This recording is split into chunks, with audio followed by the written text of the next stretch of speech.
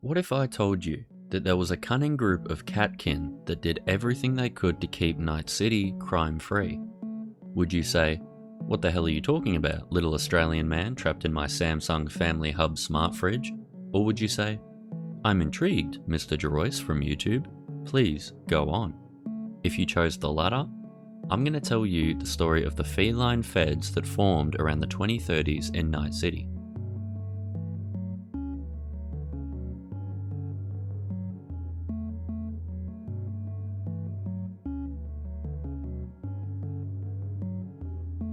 Sometime within the 2000s, a girl named Michiko Arasaka was introduced to the world, specifically Night City. Dual citizenship allowed her to live in America with her parents during a time where the Arasaka Corporation was pretty unpopular in the eyes of the general public. On the other side of things, practically her entire existence would be kept from her Japanese relatives, as her grandfather, Saburo Arasaka, would definitely be disappointed or even disgusted due to her place of birth. The early years of her life were somewhat sheltered. She was under constant supervision by her bodyguard, Kenichi Zaburo, one of the city's most skilled swordsmen, whose sole objective was to make sure no harm comes to the girl. Michiko was kept in the dark about the morally questionable ventures that her family's business was exploring. This was all before a tragic event would turn her world upside down. In the midst of the destructive events that were the Fourth Corporate War, Michiko's father, Ki, would take his own life in an attempt to restore honor to his family's name. Anyone relating to Arasaka, whether by name or by occupation, would receive enormous amounts of vitriol from the Night City natives. One of the many people under scrutiny would be Michiko, who now faced deportation. But the girl did whatever she could to ensure that this didn't happen. She traveled to Washington, D.C. to speak to President Elizabeth Kress personally, and while we may never know what exact words were spoken, Michiko Arasaka and the president managed to strike a deal to ensure that the young girl was able to continue living in the country. This deal was one she could never share with her Japanese family. Michiko expressed gratitude for the allowance of her stay by spending almost all of her time pursuing a higher education.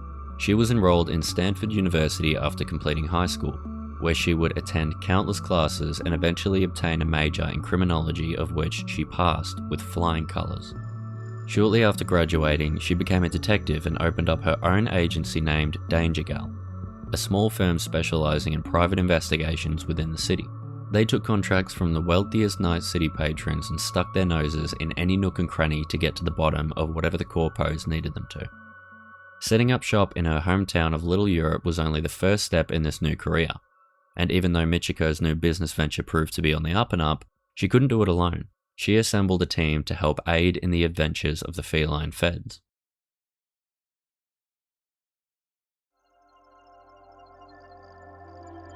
Guns and crime go hand in hand.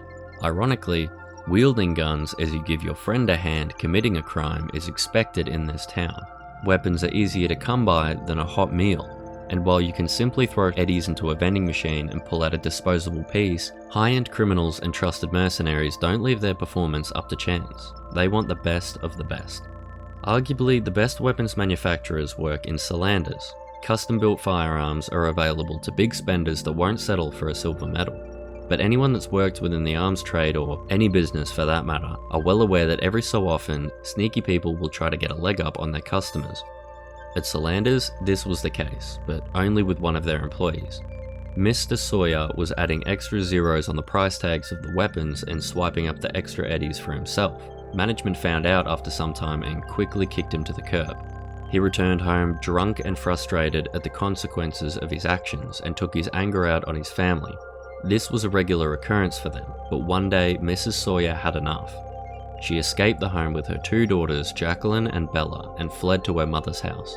Grandma Sawyer would allow them to live in their home, but she had very strict and controlling rules that the family must follow. Absolutely no cyberware was allowed to touch the girl's skin, and their activity was to be monitored. These rules were enforced not simply due to the old lady's power trip, but because she was of the ideology of the Inquisitors, a ruthless gang operating in Night City. Living by incredibly conservative and anti-tech views, they would come to exile Jacqueline for her sexual orientation, landing her in the custody of Erin Malla. Eventually, the grandmother was arrested and charged for crimes relating to terrorism due to the Inquisitors' involvement in the assault on Rockland Augmentics. Mrs. Sawyer also died in the very same attacks. At this point, Bella was all alone. As she was not yet an adult, she was moved into the care of one of the NCPD officers investigating the case that her mother and grandmother were involved in. Now, living in a different sector of the city, Bella began showing a keen interest in her guardian's occupation and joining the NCPD. Eager to move up the ranks, she began her application to become an executioner. Think this era's version of MaxTac. Unluckily for Bella, she was still fresh in the field and not yet experienced enough to fit the mold. However, it wasn't all bad for her, as the growing collective Danger Girl loved her enthusiasm and quickly scooped her up. After working her way through her career, Bella was accepted into Puma Squad under the name Lynx, and during her time, she managed to get in contact with her sister Jacqueline, who had been learning the ins and outs of weapons manufacturing, which allowed her to supply her crime-fighting sibling with custom weapons to aid in their adventures.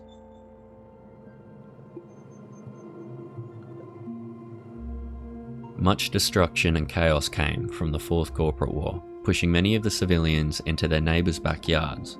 Towards the tail end of the conflict, the streets of Night City were flooding with people who now faced homelessness as their domiciles were turned to rubble. A few of these people decided to venture out past the city's border and work on building new civilizations to house their family and friends, with the help of nomads that were already occupying nearby land. These areas were known as Reclaimed Perimeter, with the inhabitants being called the Reclaimed.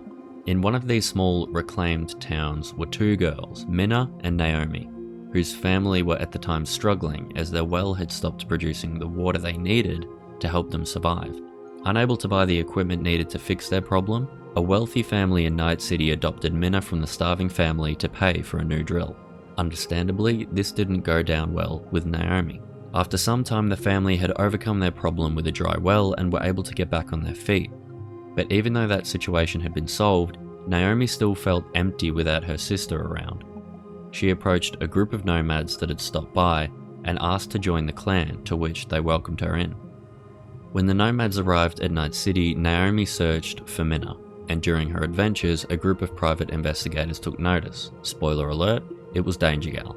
The group was impressed with her persistence and offered to take her under their wing, to which she accepted, as she learned that they have a broad array of information on the people that occupy and the things that occur in the city, which could prove more than useful in her quest to find Minna.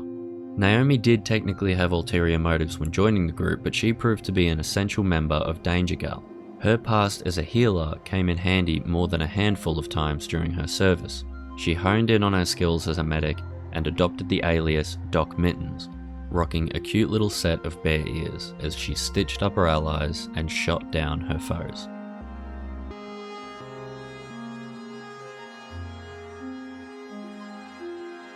A fatal car accident occurred one gloomy day with 2 casualties reported, along with 1 injured. The 2 deceased were management executives working in Night City. While their first names have not been disclosed, we know that they were the parents of the 3rd person involved in the accident, Moira Khan. Moira was a high school student who, although was an average performer in her classes, showed amazing potential as a gymnast. This caught the attention of a few corporations in the area that had plans to sponsor her in any athletic future she wished to pursue. Unfortunately, her future as a sporting prodigy was cut short after the accident. As well as losing both of her parents, both of her legs were lost in the traumatic event. The aftershock made its way from her physical being to her mental health as she was moved into the COTP, Corporate Orphan Training Program. Moira remained in the program for only 3 months before being removed as she turned 18 and legally aged out. Moira remained off the grid for a few years, during which she acquired new cyber legs made specially for her. Using her athletic ability, she began pulling off burglary jobs and heists within the city as she made a living sneaking in and out of anywhere that her cunning mind and able body would let her. She began to turn into an infamous figure in the streets, and one day her abilities were noticed by none other than Michiko, Danger Girl's CEO. The creator of the agency offered her a whole new range of opportunities on the other side of the crimes she was once committing. Moira stepped into one side of Danger Girl HQ, and on the other side stepped out Mouse, as well as a new identity, the girl was body sculpted and essentially given a whole new life. Mouse became another essential member of Puma Squad and managed to draw in another member of the team after discovering the hacker responsible for illegally obtaining unreleased episodes of Elfline's Online Chronicles.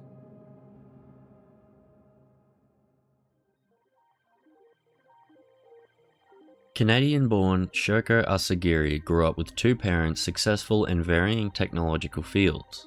Having parents in these fields led them to complete an education in library sciences and eventually pack up and move to Night City and find a fitting job. While at the surface, Shoko's life seemed pretty ordinary, but deep down they struggled immensely with gender identity and body dysmorphia, and after years of internal struggle, the young computer whiz underwent body sculpting to transition their physical form into exactly what they needed. Feeling unfulfilled at their job as a research librarian, Shoko began leaking unreleased episodes of a popular series, but not for any nefarious reason. Shoko simply was invested in the series and couldn't wait for them to officially release. Puma Squad member Mouse finally found the identity of the hacker, and instead of punishing them for their alleged crimes, they offered them a job at Danger Girl for their outstanding technological ability. Shoko then went under the alias Pantera, and fit right in with the rest of the group, just as Mouse expected. Pantera fit in not only with the group as a whole, but with Mouse specifically. Two members being partners against crime eventually turned into two crime fighters becoming partners. They pursued a romantic relationship after growing closer over the course of their careers. With Puma Squad's player count on the up and up, only one more member is to join.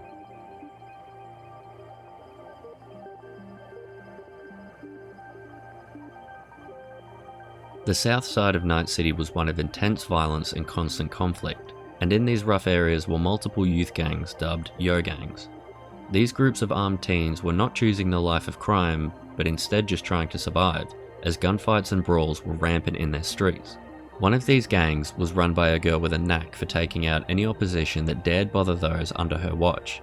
She managed to ensure her pack's survival and security by keeping them fed, sheltered, and kitted up with firearms and whatever equipment they needed. Tigress pulled this off by running jobs and dealing with other groups, specifically the erratic, chromed out booster gangs. One of the jobs she ended up taking on was a typical hit. She was to eliminate a marked target that was actually under the protection of Danger Gal at the time. Operatives of DG ran their usual recruitment tactics and bought out the girl's contract and offered her a job in their agency. Going under the alias Tigress, similar to her co-workers, she accepted the offer with another motive. Tigress saw what happened to the youth that lived in the combat zones of NC, and wanted to make an effort to prevent most of the younger kids turning to lives of crime, so she asked for Puma Squad's help in aiding the kids whenever they could. On her own time and dime, Tigress allowed groups of orphan children to live in an old apartment of hers, and once they reached 18, some of them were actually able to work with Danger Girl provided they could bring something to the table. The faculty of Danger Girl began to grow more and more, and even though the group were incredibly talented at their roles as crime fighters, their unique outfits and status had them in the spotlight, almost more as celebrities than detectives. An animated show and a series of comics were released under the name of their team, based on the adventures of Danger Girl's crack team of operatives. As well as defending the streets, they were forced to defend their home, because in the year 2045, Danger Girl HQ was attacked by an unknown group of assailants, but Puma Squad managed to defend their home and rid it of invaders. Many of them took on battle wounds as anyone would expect, leaving Doc Mittens to suture up her feline friends. Puma Squad became a beacon of hope for Night City, but while they remained the face of Danger Girl, they couldn't pull it off without the intel they received from analyst team NC1, which consisted of a wide group of ex-gang members and media analysts. Behind the scenes, Tag Ophelia Nist led NC1, consisting of Agent Gibb, Bex Hay, Cornelius Wright, D.R. Ake, Jag, Juana Cartrolos Garcia, Justin Case, Linda Overpass Lucastra, Ramsey Roxy Cole, Sandy Corder, and Yasmin Saab. NC1 followed Puma Squad's general vibe of half professional, half character as members of the support team filled the roles of undercover agents and data analysts, while other sectors included event coordinators and music specialists. Every team within Danger Girl encompassed the general vibe of flashy, aesthetic celebs with genuine and legitimate crime-stopping abilities. Michiko Arasaka had perfectly curated a company fitting her past self's vision, but she still managed to keep her true goals hidden from most of Night City. When Michiko first met with President Crest before the creation of Danger Girl, she was allowed to remain in the NUSA provided she carry out a mission as per the President's request. This mission involved dismantling any operation run by Arasaka that lingered after the end of the Fourth Corporate War. The President provided personal funding in a shady manner to assist in Michiko's objective and the creation of her agency. Michiko was mostly successful in her objective and managed to flush out sections of her family's activity. But during the early years of Danger Girl's life, one group within the remaining Japanese corps viewed Michiko as somewhat of a new leader. Michiko initially refused any affiliation with them, but they continued forming the third faction of Arasaka named the Hato, or Dove, faction. Although the Hato faction remained the least powerful of the three, they were created in an attempt to mend the wounds of Night City's population partly caused by their ancestors. This led them to be appreciated and partly endorsed by political figures and popular people. During one of her cases, Michiko and her fellow detective Mark Sanderson had bonded over a case that saw the two carry out its unique development. Not long after it was closed and the investigation ended, Michiko and Mark exchanged vows and tied the knot, becoming Mr. and Mrs. Sanderson. In later years, around 2050 to 2070, Michiko had leaned into her role as leader of the Hato faction and secured her place in a seat at Arasaka. An important meeting took place in the year 2077, but what happened next depends on the choices made by an almost unstoppable edgerunner.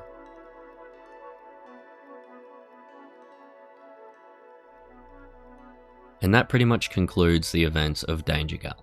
Their activity in the year 2077 is not officially documented, which leaves it up to you to decide your own headcanon, I guess. I'm sure there's some 2077 mods available that let you slap on your own fluffy ears and claws, but if that's not enough, the Danger Girl dossier provides in-depth background on other gangs, and even instructions on how to create your own NPCs in Cyberpunk Red.